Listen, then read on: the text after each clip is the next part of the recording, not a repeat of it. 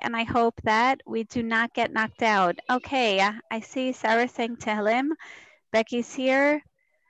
Rosalind is here. Bella, Etty, Lee. Okay, I see that they just left their boxes. Okay, I don't know if there's a way to get them back. Hmm. Okay. Other than Sarah. Yay, Lee's back. Okay, excellent. Okay, so we're going to get started. And please pardon some of the background noise. And Lee, hello, Booker Tov. I'm Hi. sorry. Boker Tov. I'm having a terrible trouble with my internet. Can anyone still hear me? Ah, okay. Yes, Did we you hear you. notice that? It just went in and out. Did it go in and out Yep. for you also? Maybe you have to try learn how to set up your phone as a hotspot I should really do that. I as should an definitely do that. alternative. I should definitely do that. Okay. I should definitely do that. And thank you. I think every week, Sarah, I think I'm just optimistic. Okay, it's going to work because at 7 o'clock it works. I think what happens, honestly, is that around this time, a lot of people must be getting on the internet all at once. And I go in and it just knocks me out right away. Okay, without further ado, we're going to get started. And I deliberated what topic we're going to explore because, on one hand, if you remember, we examined at the very beginning of the year the relationship between Moshe Rabbeinu and Rabbi Akiva. And this is really a wonderful, opportune time to really discuss the relationship between the two as we prepare both for Shavuot and also for, obviously, for Sfirat HaOmer. Again, at this time period of Rabbi Akiva's Talmidim, so a wonderful tribute to Rabbi Akiva in that regard. But because we really examine both the personal relationships, the national, the political, the religious, the scholarship side, even the prophetic aspirations and the dreams of Rabbi Akiva, again, instead, this is really another, I would say, pair of dmuyot that Chazal, and in particular, again, one Tana goes out of his way to compare them. And I'm going to pull up the screen over here and also send you, you know what, I'm going to send it as a chat first, Anna, so that you could all have it in front of you. And this is also more of a, I guess you can say even a topic in progress as I'm still putting some of these ideas together and would love to hear from you as well how you see the parallels between them. So we're going to take a look. Here we go. And I'm going to pull it up onto the chat, but also share the screen as I look at this and see. Okay, I'm going to share this.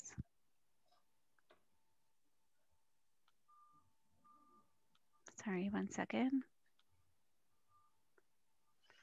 Um,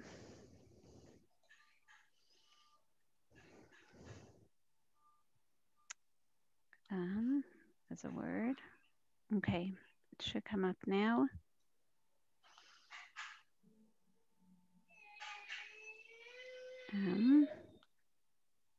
Okay, let's try it like this. Here. Okay, and that's Muth that I'm referring to, and I think that this is also a personality that we're familiar with during this particular time. If you're asking me why are we learning about these parallels between Tanakh and Talmud this week, the answer is really twofold. Firstly, the parsha begins with Acharei Mot Shnei Bnei Aharon. We already discussed 2 weeks ago the aftermath, really, of the effects of the death of our own children. How do we deal? Really, how do we deal with tragedy, with loss, and Aaron really serving as that precedent? And the idea of every single year on Yom HaKippurim, Aaron is really, on one hand, and this is internal exegesis, on one hand, by wearing his white clothing, he's revisiting literally the deaths of his two children, Nadav and Abihu. Again, what, on one hand, horrific deja vu. On the other hand, again, we also understand that he's revisiting death And by revisiting death on an annual basis, Aharon has the opportunity to come back to life, as we just saw from the Mitzorah, who's also all white and deathly, and therefore Chazal compared the Mitzorah to a dead person, again, through the birds and the blood. Again, and similarly, Aaron, the goats and the sprinkling of blood that we hear about in this week's parsha, he literally comes back to life. Can you imagine his once white clothing that he wears at the beginning of Seder Avodat Yom Kippurim when he first goes into the Kodesh Kodashim? By the time he comes out for the fourth time, it's all sprinkled in blood. And therefore, not only is he never going to use it again, but all of a sudden, it's almost as if his white tachrichim are now literally brought back to life as he takes them off and he's going to don the colorful clothing of the Big Day Kohen Gadol, his regular clothing with crimson and tchelet and gold. And obviously then a beautiful idea that he revisits, but it's not only his personal tragedy and trauma that he revisits. We know that every single Yom HaKippurim, the beginning of this week's Parsha, he also brings exactly the same karbanot that he offered on Yom HaShmini, that he offered on the 8th day. And those karbanot were meant to remind us of Mamad Har Sinai, because since Cheta Egel, HaKadosh Baruch Hu had not been manifest since Har Sinai. So Yom HaShmini is a way of bringing us back to Har Sinai. Yom Kippur is a way of bringing us back once again every year to Yom HaShmini, i.e. to Mamad Har Sinai Take 2, to show us that we can revisit a relationship even after Shvirat Luchot. So this is what really placed my mind, in addition to all these internal parallels between Yom HaKippurim and Yom HaShmini and Matan Torah, again, parallels of events that we definitely see revisited in the time of Shlomo HaMelech, at the time of the inauguration of the first Beit HaMikdash, during the time of Ezra, at the time of the inauguration of the second Beit HaMikdash. But we also find, again, the idea of revisiting even Aharon's character, not just these events, but the character himself. And where do we find revisiting Aharon's character in Chazal? So this is very, very timely, as we know, and as Sarah knows very well. These are the weeks wherein on the Shabbatot between Pesach and Shavuot, again, this is where and when, again, we are going to, here we go, again, we revisit the, I would say, the Torah Shabbal Peh Sefer Mishlei, which is Perkei Avot. So the 6 parakim of Perkei Avot, as a matter of fact, the 6th parak really added to make sure that we can learn every Shabbat between Pesach and Shavuot. So this way we have 6 weeks in between. We have 6 different Shabbatot, and to this day, again, our family incorporates this, and we actually use the Perkei Avot that Sarah had published Zechro Shel, her wonderful husband, Kana Avram Beim, and this is what, again, really enhances our Sudash Lishit every single week. And in Parak Aleph, Mishnah Yud Bet, we find that none other than Hillel Hazaken is going to revisit this demut of Aaron. Now, this is fascinating because not only does Hillel speak about Aaron, but what we're going to see is it's not just a regular case of, okay, Rabbi Akiva reminds us of Moshe Rabbeinu, Choni HaMa'agel reminds us of Eliyahu HaNavi. Here's a case where Hillel, again, reminds us of Aaron, and Hillel himself speaks about the attributes of Aaron. So this is our Hillel-Aaron connection. And this is one of my favorite ones. And there are so many different directions in which we can take this. So we're going to examine 2 different ones. So the first is the most obvious. Let's take a look. Hillel l'shamai kiblu mehem, Hillel omer, hevei mi talmidav shel Aaron. Hillel himself says, be from the students of Aaron. And we're going to see that Hillel, we're going to prove this today. Hillel's really talking about himself. Ohev shalom, verodev shalom, ohev et habriotu mekarban laTorah. What are the basic attributes of Aaron? To love peace, to pursue peace, to love people, and bring them closer to Torah. Now, if you remember, we also spoke about the dynamic duo of Moshe and Aaron, and we saw this idea of, again, from where do we see this notion of Aaron being an Ohev Shalom, Rodev Shalom? It's first expressed actually in Midrash and Tehillim as well, that tells us when Aaron came to greet Moshe Rabbeinu, Emet v'Shalom Nashaku, that Aaron, despite the fact that he's the older brother, was happy with the appointment of Moshe Rabbeinu, if you recall. And this seems to already tell us there's something about Aaron's personality. But it's even more than that, because, again, notice that Hillel employs the terminology Rodef Shalom. So this term Rodef appears over 150 times in Tanakh. But in all the contexts in which Rodef appears, other than in Sefer Tehillim, Rodef is always in a context. Can anyone tell me where do you think you're going to find this concept and context of Rodef, to run after, to pursue? Negative. It's generally in a negative connotation. Excellent. And a very negative connotation. And the context of war, right? Meaning running after your enemy, right? It's always rodef negatively. So why here rodef shalom? And this is based on Gen Sefer Tili, mi ha'isha chafetz chayim ohev yamim lerotov, Gen sur meirav aseto bakei shalom v'rat fehu. So clearly Hillel is building off of this pasuk in Tehillim. Again, the one time that rodef, as Sarah mentioned, is not in a negative context, but in a positive context and a positive connotation. Again, pursue peace. So why pursue? Again, why do Chazal, or why here in Sefer Tehillim, why does this Mishorer use this terminology of rodef shalom? You're always rodef in a military context, but maybe that's exactly what he wants to show, that generally we pursue, generally we run after, again, in a militant manner. And what the Mishorer is trying to tell you is that there are times sur meirab asetov, bakei shalom, which seems to be more asetov verat fehu. Again, you have to pursue peace also sometimes in a militant way, right? And this seems to be an oxymoron. No, sometimes you have to, again, incorporate difficult means to achieve peace, right? Sometimes the same energies that require, again, the redifa, again, literally pursuing in all different contexts, are required, again, when it comes to peace. And we see that, again, where though would Hillel get this idea that Dafka Aaron is connected to peace? So we said, again, that story, but we never really hear of Aaron being connected to peace itself, again, other than in Sefer Bamidbar, when we hear of the brachot that are going to go through the Kohanim, it's Yevarach Hashem Yishmerecha, Hashem Hashem Shalom. So Aaron is a vehicle for peace. Again, but then again, all the Kohanim are a vehicle for peace. But it's even more. Again, Aaron, we know when he dies, it says, Vayivku elav kol b'nei Yisrael. Again, here we go. Again, Vayivku et Aaron. Again, Shloshim Yom Kol Beit Yisrael. Rashi explains Kol Beit Yisrael Kulam Lelo Yotze Min Haklal Bachu Alechto.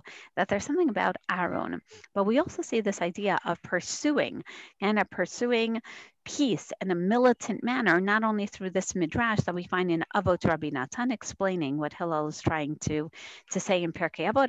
Avot Rabbi Natan is again a more elaborative version of Pirkei Avot, composed again in the generation after Rebbe. So after Pirkei Avot was composed, then Avot Rabbi Natan, other Mishnayot, other teachings that appear in a more elaborative way. So we're going to hear one of the explanations in a minute, but one other juxtaposition between the shalom and showing us that you have to pursue peace, again, even if it's difficult to get there, even if it requires ridifa, again, as pursuing an enemy, even if you have to sometimes employ the same tactics of war in order to achieve peace, again, and this to a certain degree is a justification of the means to achieve the ends, then that's what you have to do, right? And that's what it means to be amongst the Talmidim of Aaron. Ohei Shalom, Rodev Shalom.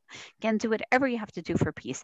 And where else do we see this? If you remember the story of Pinchas ben Elazar ben Aaron HaKohen, he who gets up and he's the Kana'i, he's going to kill the promiscuous characters of Zimri ben Saluin, Kazbi bat Sur. Again, we're going to learn about this Be'ezrat Hashem. Again, when we approach Parshat Parshat Balak. Again, and the beginning of Parshat Pinchas begins with Hashem says, how am I going to reward Pinchas for such a militant action? And the answer is with a brit of shalom, with a covenant of peace.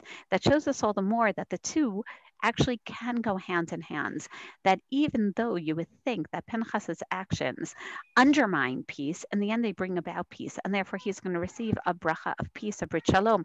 And Chazal asks, okay, that's very nice. What's this brit shalom? And Chazal explain it's the brit of kuhuna, that Kohanim and in the Schut of Aaron are known to be people who bring shalom, not only through their bracha that's mentioned over here, but through their very actions. And this is where we see the elaboration of the Mishnah in Avot, which tells us as follows: Shnei bnei Adam shasumri baze imze. What would Aaron do when two people were engaged in some type of fight? Halach Aaron v'yashav lo etzel echad mihem. Aaron would go over to one of them, v'amar lo bini, and he would go and say, "My son." Do you know? He would go over to Abraham and he would say, Abraham, do you know that Yitzchak, he's so upset. Eta begadav. Oily, and Aaron would say, you know, your friend Yitzchak, he's so upset. Again, he is literally he's tearing out his heart. He's tearing his clothing, meaning he's really so distressed. And then the friend would answer, oh my, how am I going to see my friend? I'm so embarrassed that I caused this to him. And he would sit and he would say, wow, I caused so much pain to my friend. And he would sit and he would get rid of all the jealousy. Then Aaron would go over to his friend and he would say, do you know your friend Abraham? He would go to Yitzchak and say, Abraham is so upset. He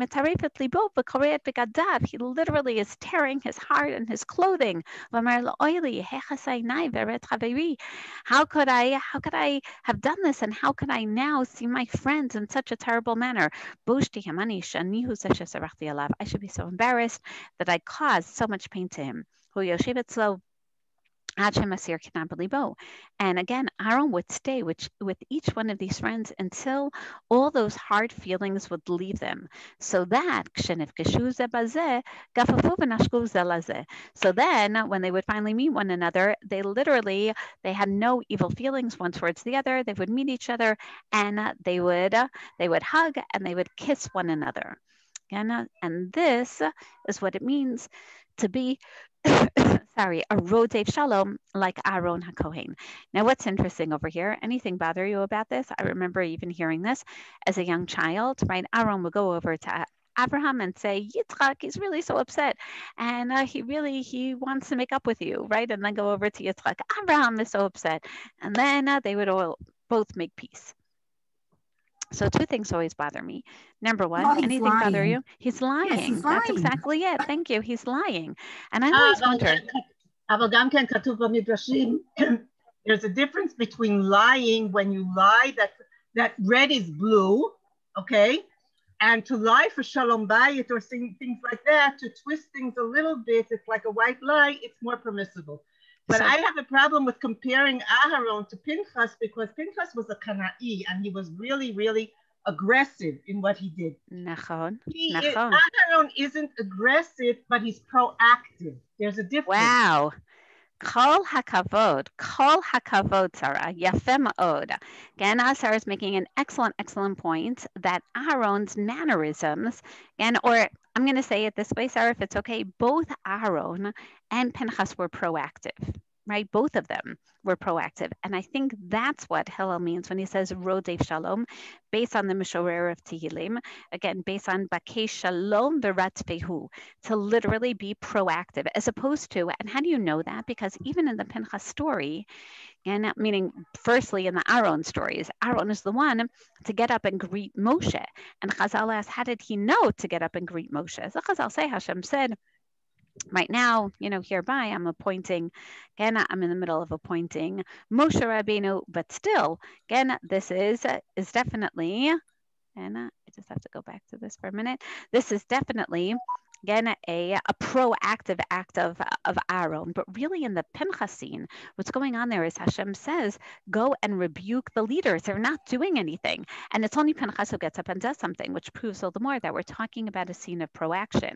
And just as Sarah said, though, but Pinchas's proaction is militant. It really is. He's killing people, right? Aaron never got up to kill people. One can even argue he wanted to make shalom. He saw that, according to the Medrash, remember we discussed B'Tzalel and Uri ben Hur, that the people had killed Hur, and he doesn't want any more bloodshed. So he's the one who gets up and makes the egel.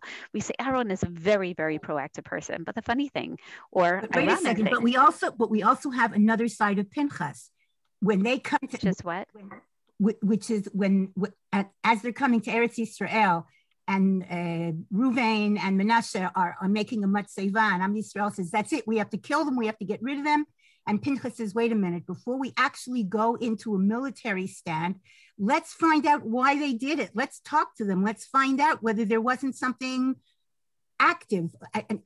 What's the word? Extenuating circumstances. Okay, and he be'etzem saves Am Yisrael from going into war, because they come and they say, listen, it's not like what you think, and whatever it is, we're not going to go into the whole. But there we see another side of Pinchas. So we have a lot of negative sides, but we also have a positive where he saves Am Yisrael and he is proactive. Excellent. Yafeh. So again, the Midrash, I think what Becky's pointing out is excellent in the sense that the Midrash definitely does see, again, this idea of, again, even Pinchas's proaction being a very positive one. And I think that it's also learned from Aaron, again, clearly. But there's one other idea, and that is that even the Torah itself tells us that you shouldn't look at what Pinchas did just as Kanaut. And the proof is that he's given a Brit of Shalom, meaning he does this for the sake of HaKadosh Baruch Hu, which to a certain degree, as Sarah says, again, there's a difference between what type of means you're going to incorporate in order to achieve an end of peace. Right, so Aaron's were maybe a little bit of sheker. In the case of Pinchas, which was also proactive, and it was actually murder.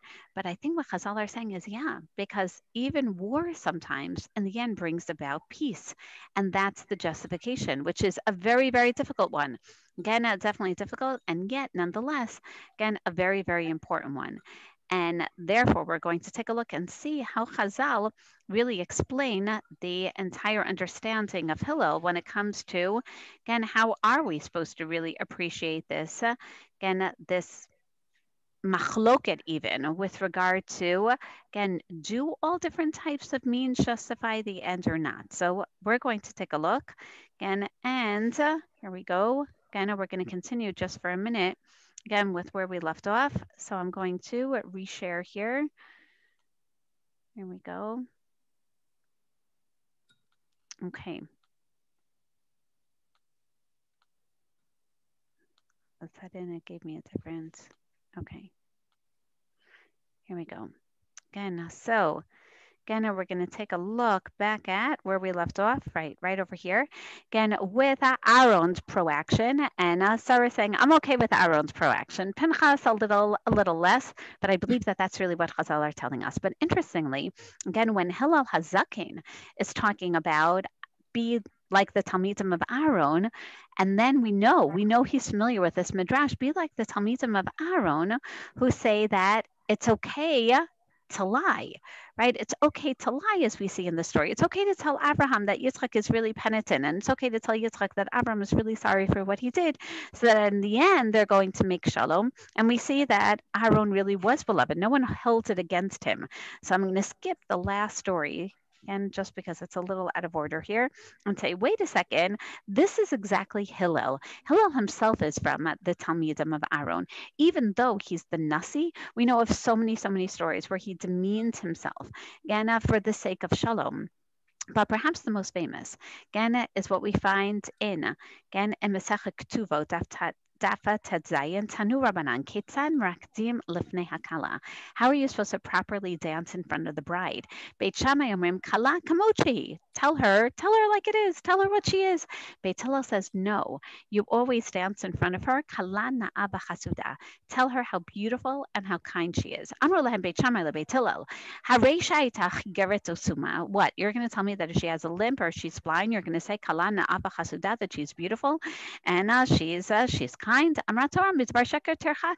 Beit Shammai is the kapdan, and Beit Shammai says, "What are you talking about? Again, what? Hello, why would you say this? Again, you're not allowed to lie." What would Beit Hillel say to Beit Shammai? L'divrechem, Misha lakach mekach ra min hashuk, yeshabchenu beinav or yeganenu beinav. He says, okay, someone who took something bad, he bought something bad from the shuk, and in his eyes, again, is it positive or is it negative?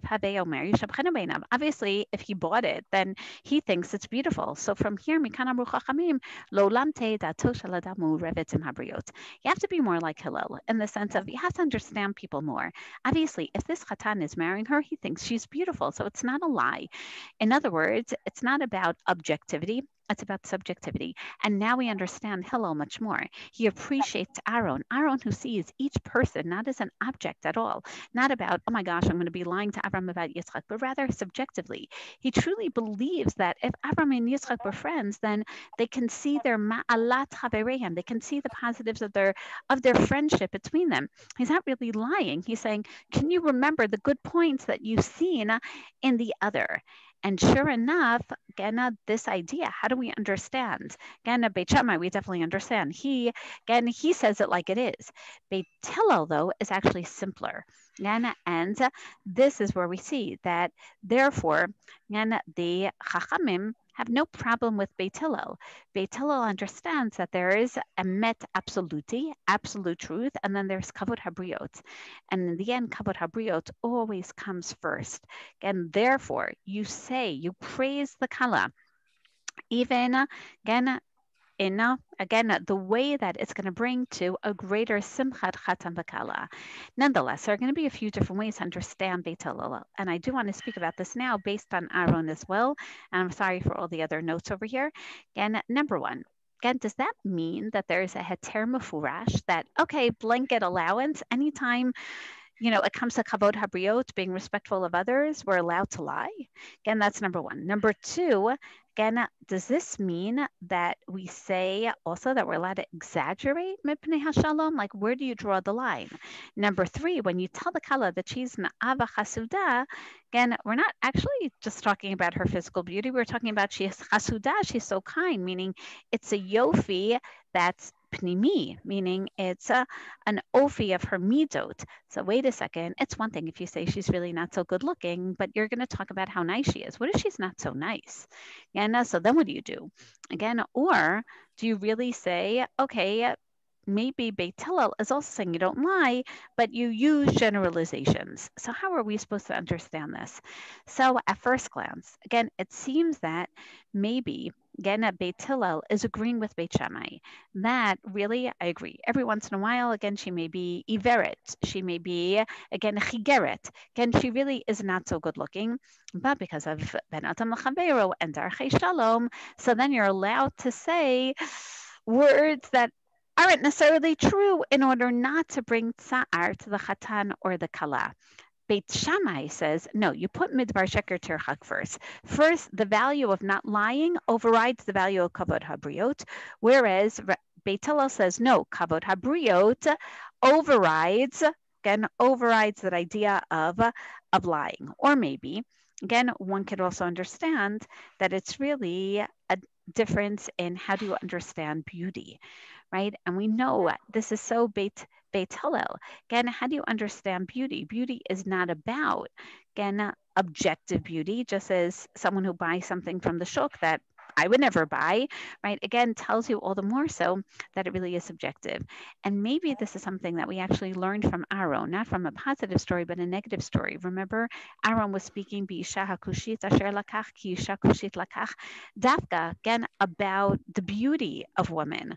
And maybe he learned from that story. Maybe he was speaking B'isha kushit asher lakach ki isha kushit lakach. He was saying like it was, like Beit Shammai. And then it's Aaron who says, wait, Moshe, asher no alno basher chatanu, we sins.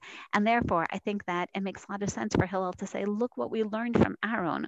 We learned that you're not supposed to be like Beit Shammai.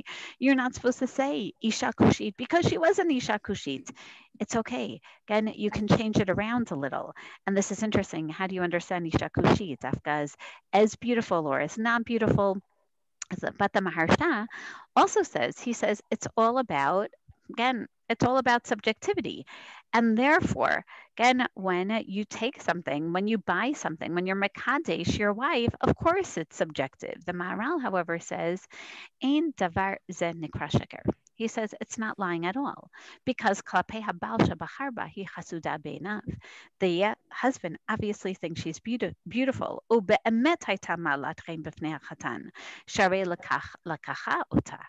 Again, so there's no problem whatsoever. It really is chen. It's subjective.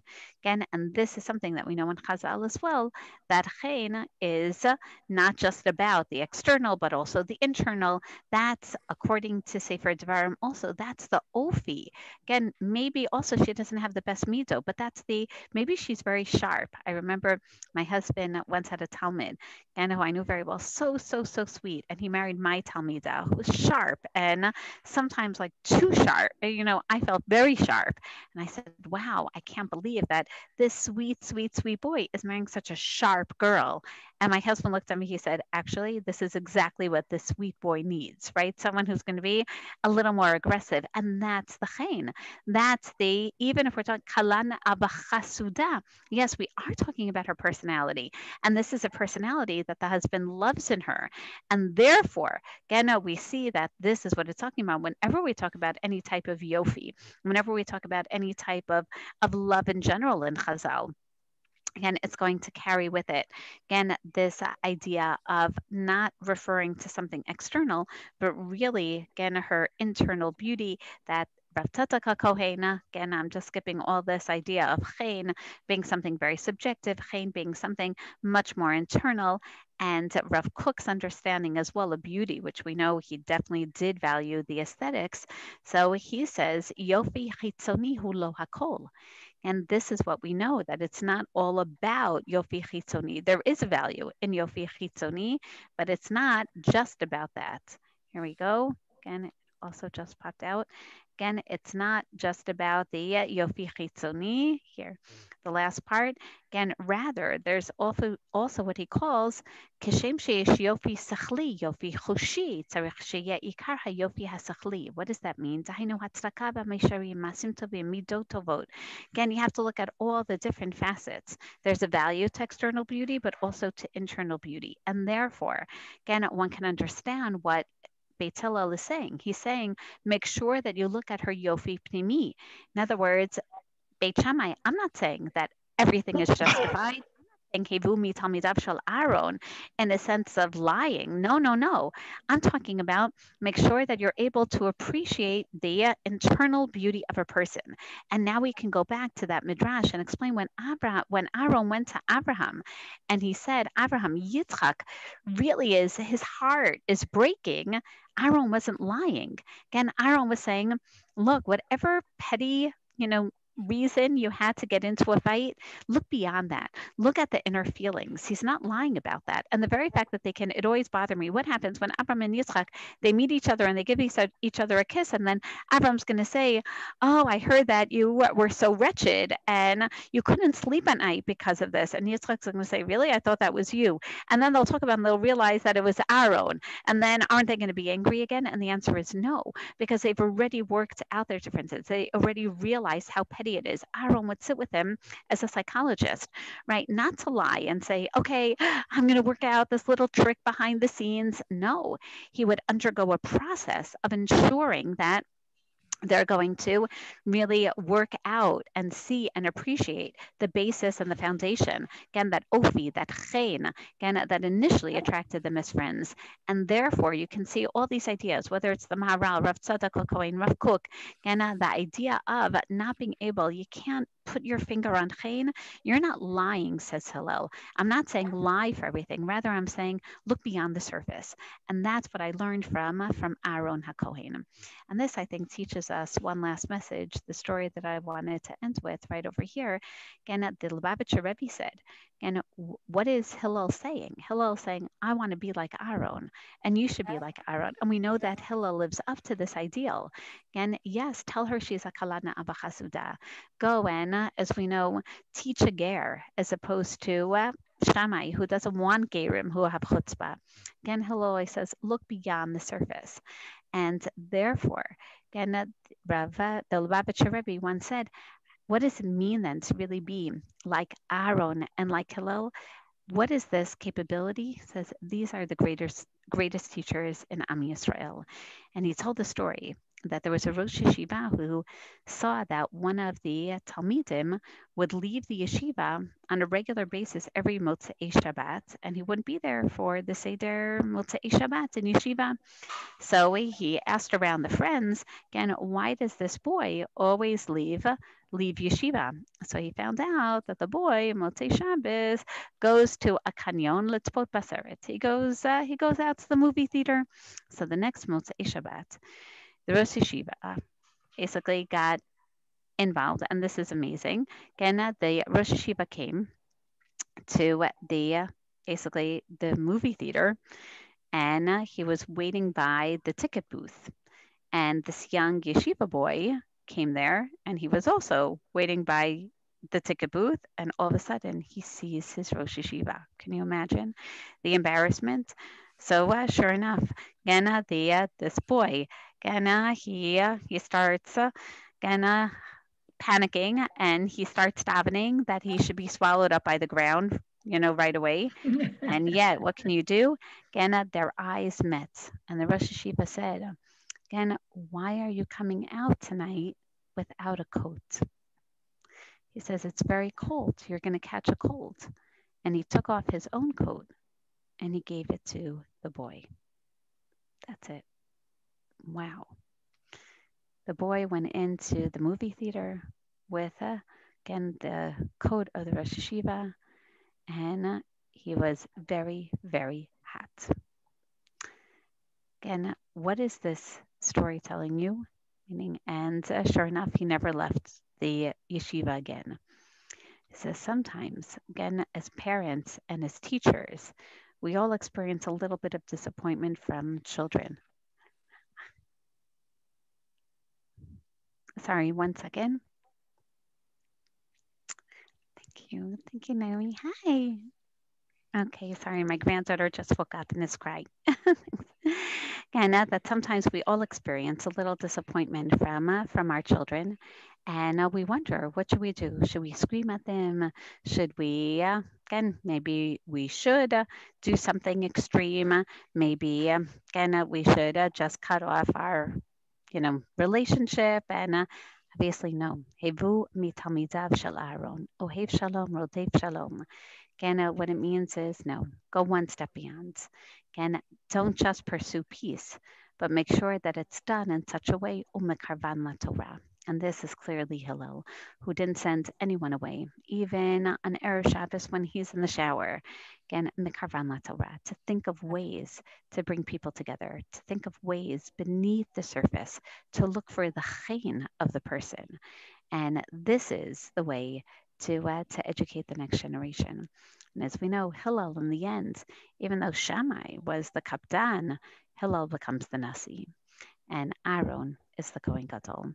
And therefore, I think that the parallels between both this biblical and Tanaitic personality, not only are they startling characters, but they definitely serve to inspire us, literally to be both the Talmidim of Hillel and the Talmidim of Aaron.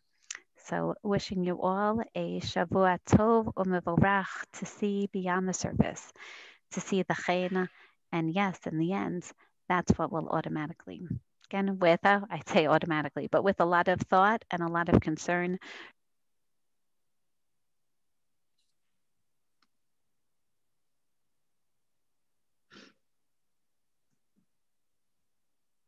So we're not hearing you anymore.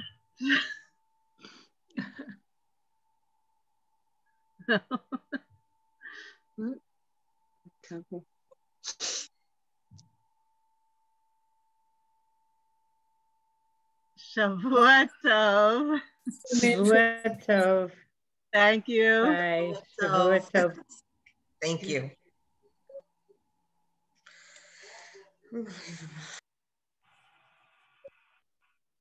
Thank you.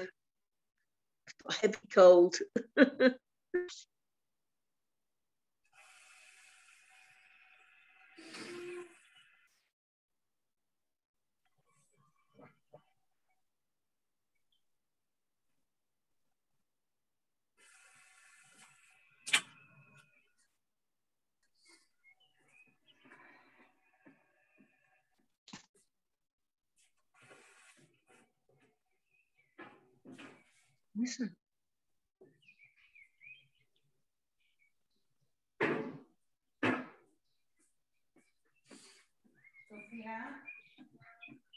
מה רצית? לא הבנתי. אבל בילה? מה?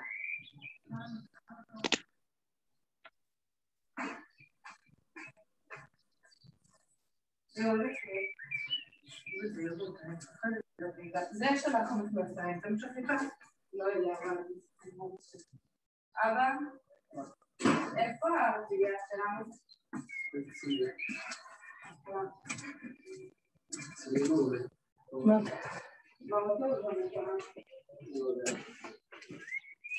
יש, איפה הדבר הזה? המכשיר הזה, נגמר לו הבטריה?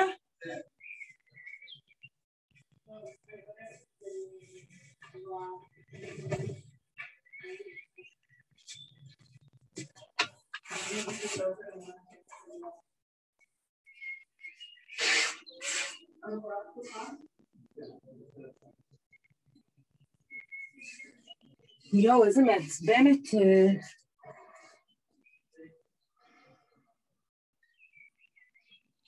אוף.